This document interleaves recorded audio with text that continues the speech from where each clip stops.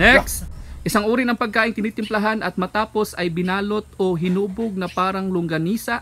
Pinalaman ito ng giniling na laman ng baboy, hiniwang carrots at mga sangkap na sara. Our content for today is Tagalog Quiz Letter E Part 2.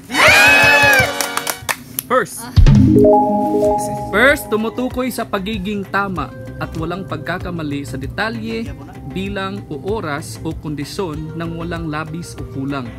Tumutukoy sa pagiging tama at walang pagkakamali sa detalye, bilang, oras o kondisyon ng wrong. Tumutukoy sa pagiging tama at walang pagkakamali sa detalye, bilang, oras o kondisyon ng walang labis o kulang. 5. Correct. Sa tunggingan niya? Wala, eksakto! Yes! Eksakto, correct.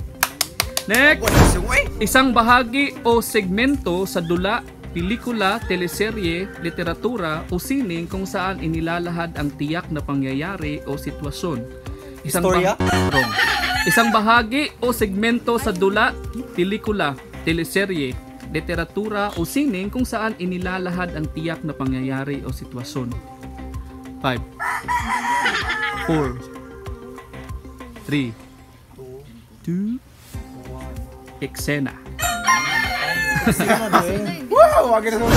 Mga bagay, dokumento, pahayag o katibayan na ginagamit upang patunayan.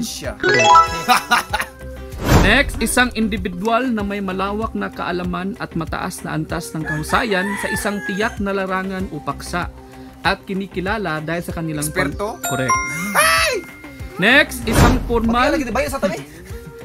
formal na proseso ng pagpapasya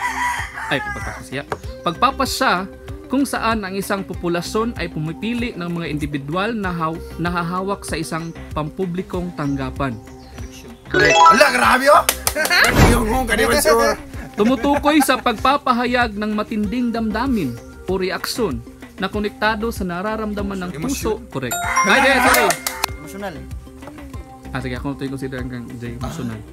Next, isang uri ng pagkain tinitimplahan at matapos ay binalot o hinubog na parang longganisa. Pinalaman ito ng giniling na laman ng baboy, hiniwang carrots at mga sangkap na sara. Pwede baboy ang sara.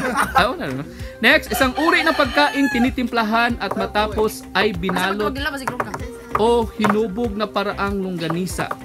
Pinalaman ito ng giniling na laman ng baboy, hiniwang karot, mga sangkap na inatsara at nilagang itlog. Sanay, matag foil ba?